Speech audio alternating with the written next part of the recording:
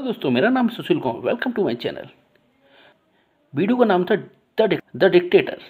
ध्रुव राठी को पिछले मैं 8 साल से फॉलो कर रहा हूँ, लेकिन उस वीडियो को देखकर मैंने ध्रुव राठी को अनसब्सक्राइब कर दिया। आप पूछेंगे क्या आप बीजेपी सपोर्टर हैं, क्या आप कांग्रेस विरोधी हैं? तो मैं कहूँगा नहीं, ऐसा कुछ नहीं है। मैं संवैधानिक वैल्यूज का सपोर्टर हूँ। मैं भारत के संविधान में विश्वास रखता हूँ और नरेंद्र मोदी और कुछ नहीं, एक संवैधानिक तरीके से चयनित भारत के प्रधानमंत्री हैं।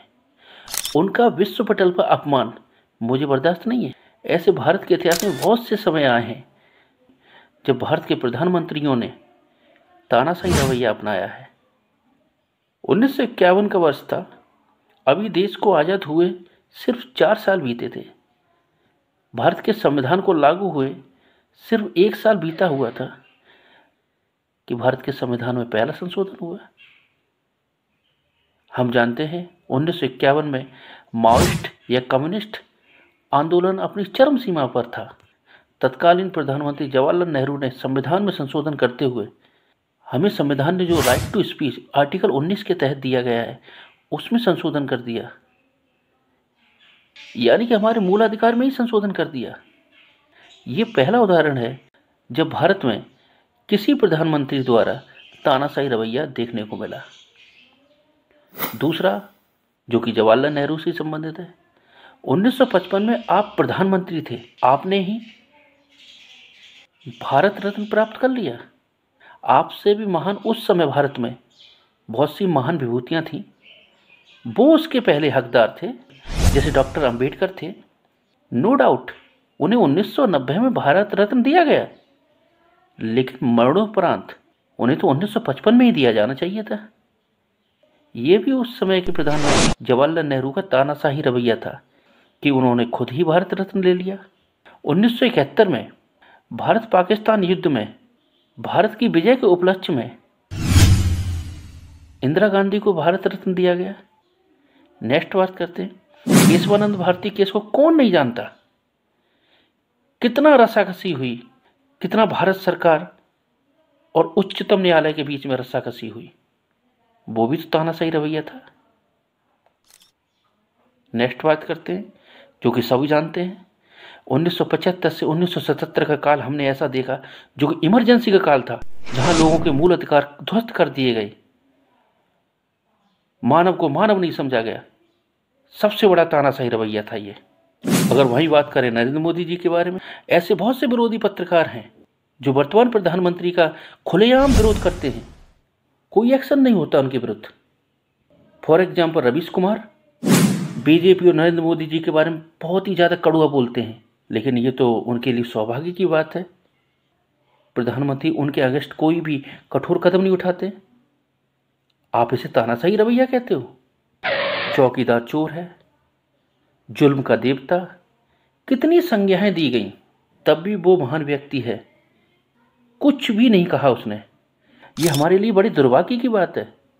जो पाकिस्तान हमेशा भारत का विरोध करता है, वहाँ की जनता, वहाँ की आवाम खुले मंच पर कहती है भारत के अभी तक के प्रधानमंत्रियों में नरेंद्र मोदी भारत के सर्वश्रेष्ठ प्रधानमंत्री हैं। ये हमारे लिए कितनी शर्म की बात है, हम उसे तानाशाह कह रहे हैं।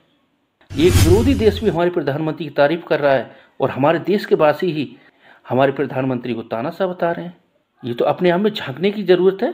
क्या हम सही हैं या पाकिस्तान सही बोल रहा है, या पाकिस्तान की जनता सही बोल रही है? हमें मोदी मिल जाए, हमें तो नहीं नवाज शरीफ चाहिए, ना बेनजीर चाहिए, ना हमें इमरान खान चाहिए, कोई भी नहीं, जनरल मुशर्रफ भी नहीं चाहिए। हमें सिर्फ प्राइम मिनिस्टर मोदी चाहिए जो इस मुल्क के टेढ़ों को सीधा करे, इस मुल्क की मैशियत को ऊपर ले। दुनिया के 5वें नंबर पे आ चुके हैं इंडिया वाले, आपको पता है। मैं भी वर्तमान सरकार का, योगी सरकार हो चाहे मोदी सरकार, विरोध करता हूँ। रोजगार के मुद्दे पर मेरी वर्तमान सरकार से बहुत ज्यादा मतभेद है, मैं खुलेआम विरोध करता हूँ, लेकिन मैं तानाशाह नहीं कहता, क्योंकि वो संवैधानिक तरीके से चयनित एक व्यक्ति हैं। मुझे उनका सम्मान करना चाहिए। मेरी आइडियोलॉजी विरोधी हो सकती है, मेरी विचारधाराओं में मतभेद हो सकता है, लेकिन हमें याद रखना चाहिए हम संविधान की वैल्यूज से बंधे हुए हैं। इसका मतलब एक पाकिस्तानी हिंदू हैं दिलीप कुमार, जो कि पाकिस्तान में हिंदुओं के वेलफेयर के लिए बहुत ज़्यादा काम करते हैं, उन्होंने तो खुल के कह दिया ध्रुव राठी कोई और नहीं, सिर्फ और सिर्फ केजरीवाल और विपक्षी पार्टियों के एक आईटी सेल की तरह काम करने वाला बंदा है। और जब एक और ध्रुव राठी ये देशभक्त वगैरह का, तो आकाश बनर्जी जो है, इनका तो प्रमाण है कि भाई ये पैसे लेते हैं। ध्रुव राठी का वो उसका आकाश देशभक्त का तो चैनल का आईपी एड्रेस ही वहां पर लखनऊ की नेशनल हेराल्ड की बिल्डिंग से आता है। ध्रुव राठी का सबको पता है, अरविंद केजरीवाल आम आदमी पार्टी से और जर्मनी से। ध्रुव राठी को सपोर्ट कौन करती है? Organization reporters beyond border. उसको फंडिंग कहाँ से आती है? ओओसीआरपी। ओओसीआरपी को फंडिंग कहाँ से आती है? Open society. ओपन सोसाइटी किसका? जॉर्ज सोरोस का। जब ये हमें सब पता है तो आप लोग देखते क्यों हो? उनका एजेंडा चलता है आप लोगों के देखने से। तो बेसिकली ध्रुव राठी बेवकूफ नहीं है, बेवकूफ आप लोगों जो उसे देखते हो। उस जैसों को बाइकआउट होना चाहिए। बाइकआउट होने ने देखो ही नहीं ना सर। देखे इनको जो आज पैसे मिलते हैं कैसे मिलते हैं कि भाई मेरे पास 3 मिलियन सब्सक्राइबर है, ठीक है, मेरी इतनी व्यूअरशिप है, ठीक है, तो मैं ऐसे झूठ बोल के नेगेटिव प्रोपेगेंडा करके अपने लोगों को एक्सपोज कर सकता हूँ, तो वो लोग तो फिर पैसे मिलते हैं ना इनको, ठीक है। इनको देखना ही बंद कर दो, इनकी व्यूअरशिप गिर जाएगी, इनको कोई ना पैसे देगा ना ये नेगेटिव बोल पाएंगे, इनका धंधा ही बंद हो जाएगा, चौपट हो जाएगा, घर पे बैठ